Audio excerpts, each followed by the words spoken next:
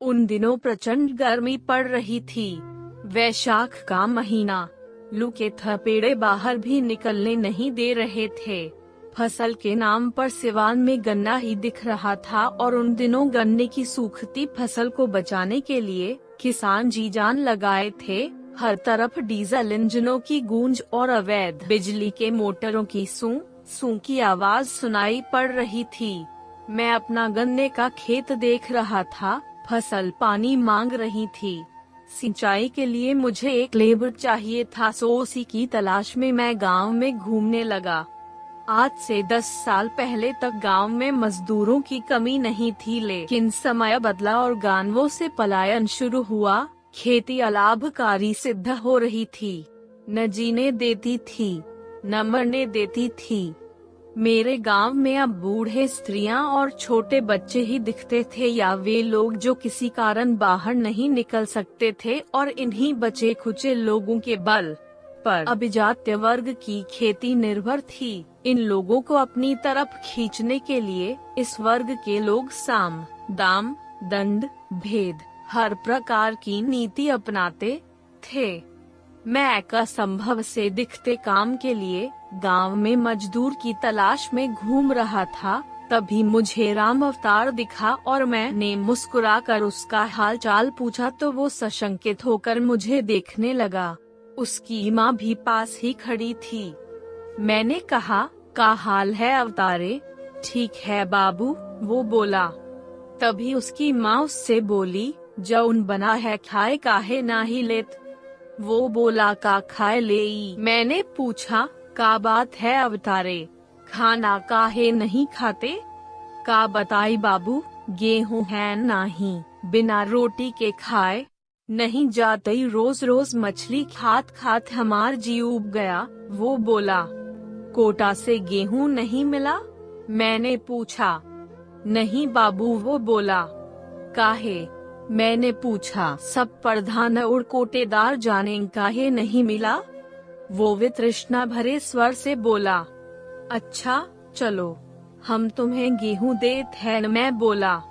मैं उसे साथ लेकर घर पहुंचा और अंदाजन उसे 30 किलो गेहूं दिया।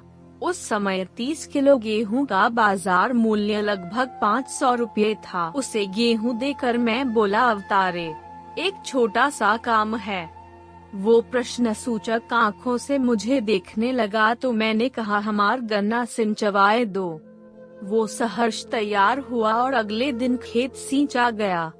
उस समय मजदूरी 200 रुपये प्रतिदिन थी और मैंने उसे 500 का गेहूं दिया। 300 अभी भी बाकी ही थे, लेकिन ये 300 मुझे कभी वापस नहीं मिले।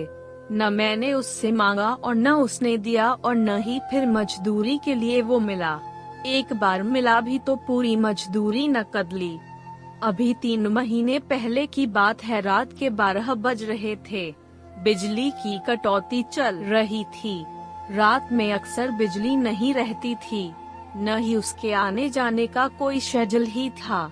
मैं बरामदे में मच्छरदानी लगाए लेटा था। हवा चल नहीं रही थी। पूरा शरीर पसीने से चिपचिपा रहा था और मैं बेचैनी से करवट बदल रहा था। उसी समय बगल की किराने की दुकान पर कोई गाड़ी रुकी। कुछ देर बाद मुझे लगा कि गाड़ी से कुछ उतारा जा रहा है और कुछ खुसुर फुसुर की आवाज आ रही है। मैं चारपाई से उठा और पेशाब करने के इरादे से सड़क के किनारे खड़ा हो गया। मैं पीछे घूमा और बिजली आ गई। सामने वाले पड़ोसी के घर के पूर्वी किनारे पर लगी हैलोजन चमक उठी और जो भी बल्ब ऑन थे वे एक साथ जल उठे और माहौल तेज रोशनी से नहा गया। उस रोशनी में मैंने देखा, गांव का कोटेदार किराना व्यापारी से नोटों की गड्डी ले रहा था। मैं थोड़ा अंधेरे में था, सो उन्हें तो मैं साफ साफ देख सकता था, किंतु वे मुझे नहीं देख सकते थे। मैंने साफ देखा, 2 मजदूर पिकअप से बोरे उतार रहे थे और बोरों पर स्पष्ट लिखा था, भारतीय खाद्य निगम। स्पष्टतः वो कोटे का अनाज था। वो इस तरह बिक रहा था और मुझे अनायास ही राम अवतार की याद आ गई। मैंने अपना स्मार्टफोन निकाला और आधे घंटे तक वीडियोग्राफी करता रहा। सरकारी बोरा, गाड़ी, मजदूर, कोटेदार, नोटों की गड्डी, खरीदने वाला बनिया और कुछ खुसुर फुसुर भी बखूबी रिकॉर्ड हुई। रात के 3 बज रहे थे और मैं अपनी बनाई फिल्म देख रहा था। सुबह होने से पहले मैंने ये वीडियो मुख्यमंत्री, कृषि मंत्री और पंचायती राज विभाग के आधिकारिक ट्विटर हैंडल पर पोस्ट कर दिया और फेसबुक पर डाल दिया। 24 घंटे के अंदर हाहाकार मच गया। मेरा फोन घनघनाया और मेरी छठी इंद्रिय खतरे का संकेत देने लगी। मैं भूमिगत हो गया और मेरा फोन हमेशा के लिए स्विच ऑफ हो गया। पता लगा 15 दिन बाद जिले की टीम आई और कोटा निरस्तीकरण की प्रक्रिया शुरू हुई, लेकिन हाय रे हिंदुस्तान की विधि व्यवस्था। इतने अकाट्य और स्वप्रमाणित साक्ष्यों के बावजूद मामले की जांच हुई और मामला टॉय टॉय फिस हो गया और मैं काठ का उल्लू, बिना मतलब लोगों की नजरों का केंद्र बिंदु बन गया। मैं 2 महीने से दिल्ली में पड़ा मामला शांत होने की प्रतीक्षा कर रहा था। मेरे इतना डरने की वजह ये थी कि 3 साल पहले इसी तरह मेरे ही जैसे एक सज्जन ने मुझसे 2 कदम आगे बढ़कर यही हिमाकत की थी और डीएम से लेकर मुख्यमंत्री तक से मिल आए थे।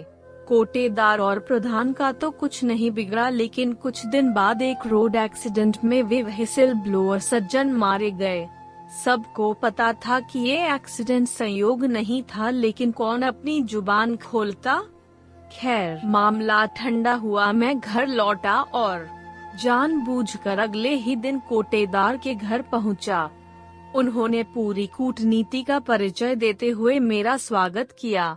मैं हर मामले से अनभिज्ञ बना उनका हालचाल लेता रहा और उन्होंने पूछा, कैसे आए पंडित आज हमरे द्वारे पर। मैंने कहा, काका, हम आपसे यही कहने आए थे कि क्या आप अपने अर्जुन की शादी करना चाहते हैं? हम उनके लिए रिश्ता लेकर आए हैं। उन्होंने कहा, हम काहे नहीं, शादी लायक हो गए हैं अर्जुन, ब्याह तो करना ही है। मैंने कहा, काका 2 महीने पहले हम अपने फूफा जी के पास दिल्ली चले गए थे। बुआ की तबीयत बहुत खराब थी। घर से निकलकर हम स्टेशन पर पहुँचे तो पता लगा हमारा मोबाइल कहीं गिर गया। सारा नंबर गायब हो गया। फिर दूसरा मोबाइल खरीदे।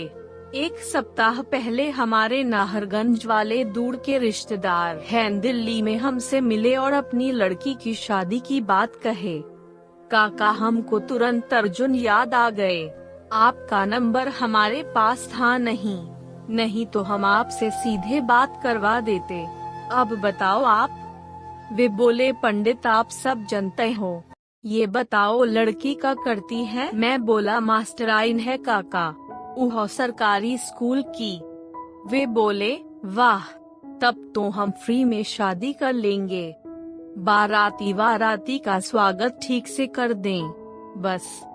मैं बोला, काका अपना नंबर दे दो, हम बात करके आपको बताते हैं। और फिर उन्होंने एक बार और चाय मंगाई।